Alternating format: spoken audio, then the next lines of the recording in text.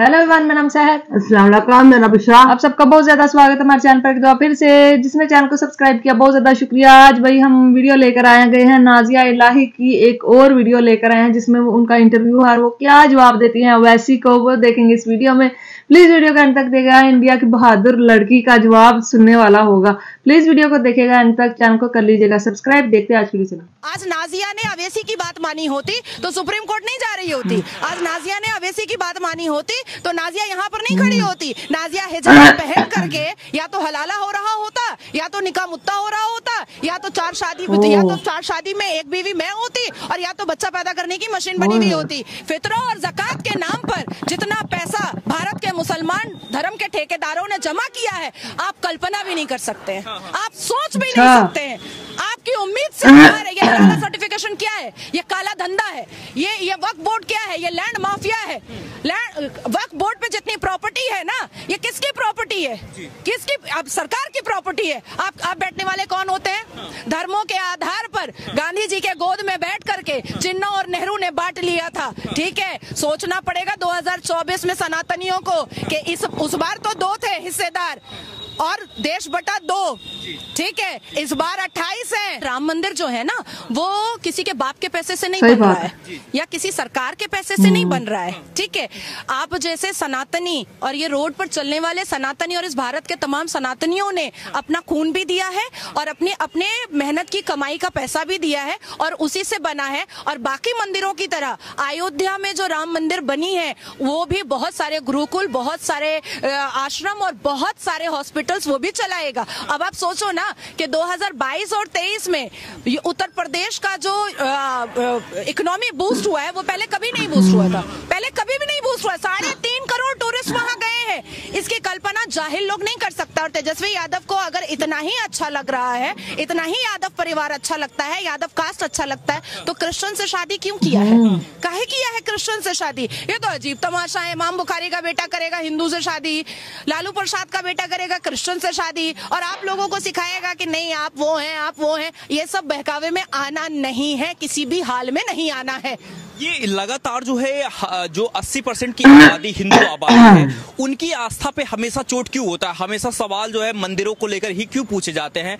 क्यों ऐसा होता है कि जब कोई भी आ जाता है कहीं पर मीडिया में आके कोई भी सवाल पूछ देता है कि मंदिर से क्या फायदा होगा, मंदिर जो है गुलामी की तरफ ले जाता है। ये चंद्रशेखर जो है बिहार के शिक्षा मंत्री हैं, कह रहे हैं कि बिहार में ज्यादा करके स्कूलों की जरूरत है, उसको जरूरत है। मंदिर जो है गुलामी की तरफ ले जाता है। वाकई में आपको लगता है कि मंदिर जो है गुलामी की तरफ ले जाता है? और मदरसा कहाँ लेकर के जाता है? एनल सेक्स की तरफ। मदरसा कहाँ लेकर जाता है? अजमल कसब बनने के लिए। मदरसा कहाँ लेकर के जाता है? याकूब मेमन बनने के लिए। मदरसा कहाँ लेकर के जाता है? अफजल गुरु बनने के लिए। मदरसा शायद लेकर जाता होगा हाफिज सईद बनने के लिए। देखिए, हम लोग अल्लाह के स्लीपर सेल नहीं है। हम जो मुसलमान हैं, हम अल्लाह के स्लीपर सेल नहीं है।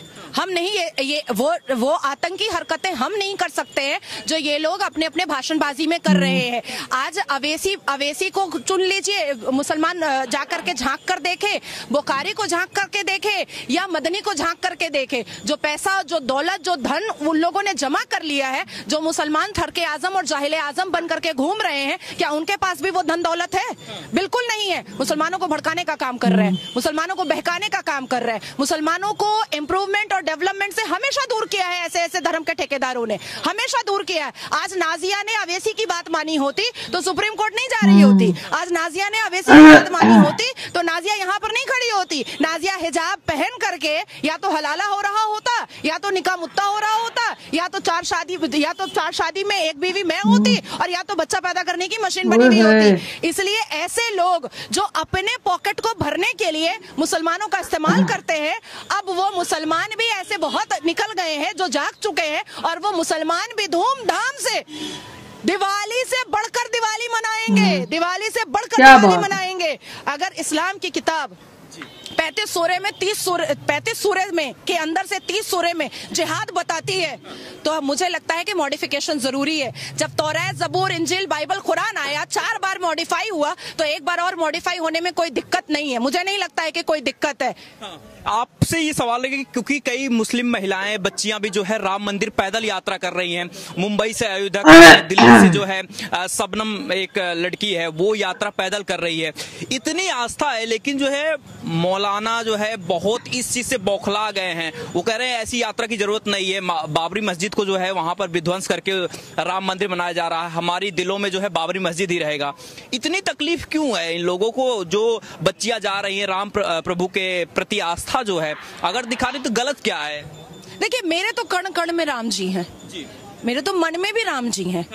मैं तो भगवान राम के रामायण से, भगवत गीता से मैंने बहुत कुछ सीखा है। सबसे पहले तो मैं बताऊंगी कि मैंने इंसानियत सीखी है। और जितनी भी मुसलमान लड़कियों को आप देख रहे हैं कि वो रैली में जा रही हैं या वो पैदल यात्रा कर रही हैं, ये भगवान राम से लेकर के सनातन धर्म के पॉजिटिव चीजों को पढ़ने के बाद इतनी आस्था जागी है। क्योंकि मुसलमान कम्युनिटी को हमेशा सनातन धर्म से भड़का करके दूर रखा गया था। हमें कभी पढ़ने ही नहीं दिया गया, हमें कभी समझने ही नहीं दिया गया था।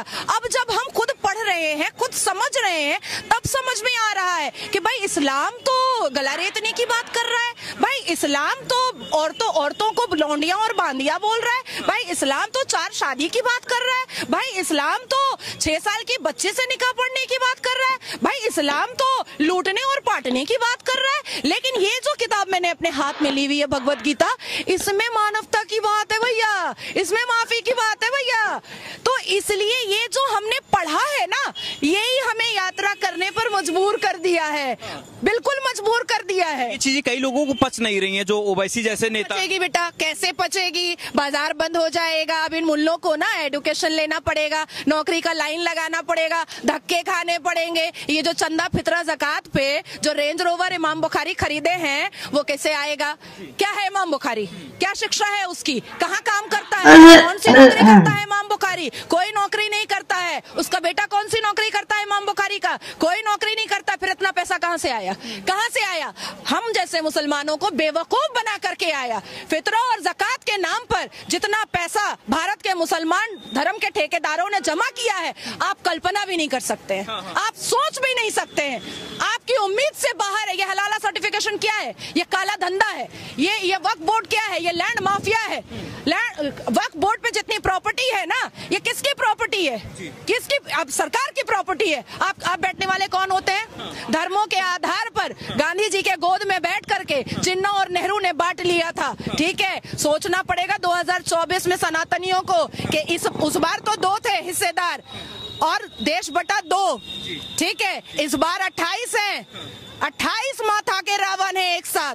कहीं ऐसा ना हो कि 28 बट जाए, 28 बट जाए। इसलिए इस बार सनातनियों को बहुत सोच समझ करके वोटिंग करनी पड़ेगी। लेकिन राम के नाम पे जो कहा जा रहा है कि बीजेपी और आरएसएस जो है 22 तारीख को पॉलिटिकल इवेंट बना रही है, 24 की तैयारी कर रही है, इसलिए राम का इस्तेमाल कर रही है।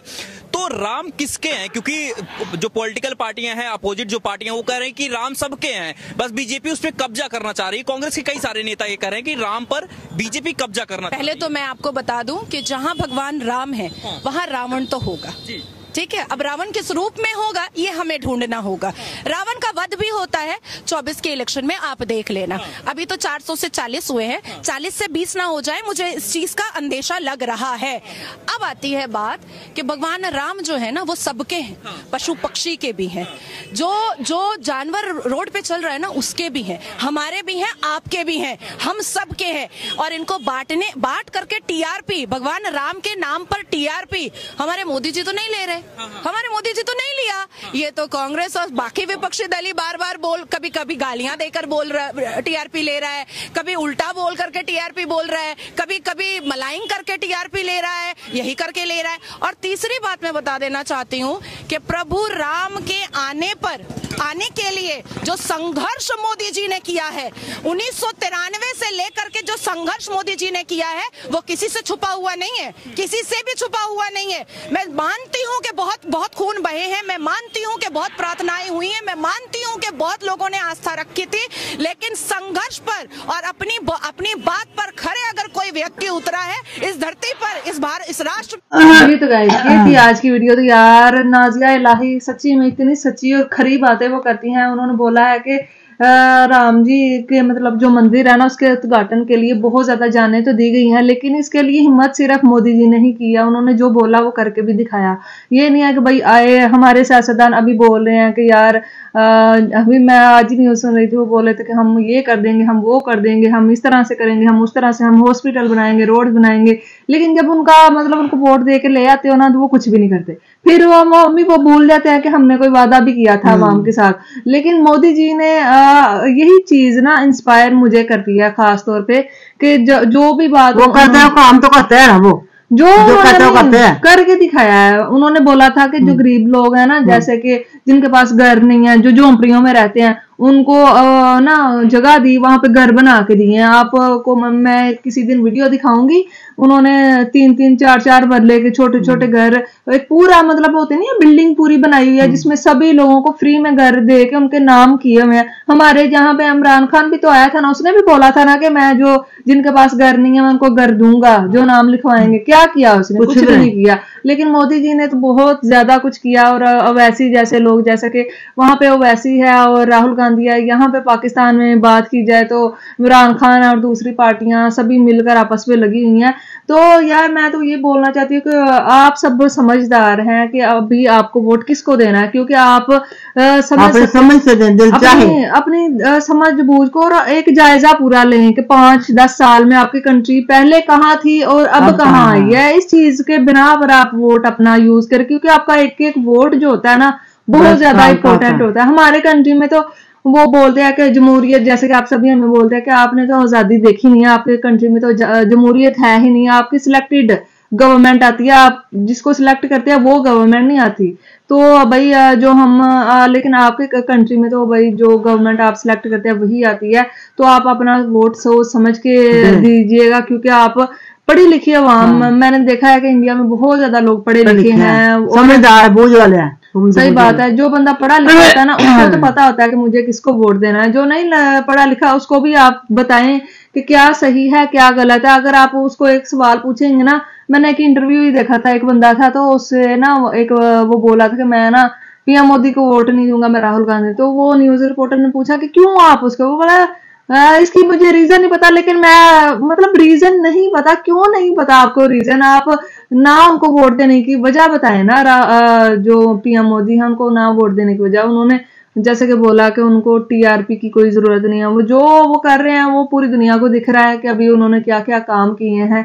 तो हमारे यहाँ पे होते मैं तो जरूर उन्हीं को वोट देती, या मैं इंडिया में होती तो मेरा तो वोट पक्का उनको था। तो आपकी क्या राय है इस वीडियो के हवाले से प्लीज बताइएगा। देने हैं वोट उसने उसको ही देने हैं। सही बात है। कैसा लगा प्लीज बताइएगा। चैनल को सब्सक्राइब कीजिएगा। फिर मिलते हैं कोई वीडियो में। Thank you.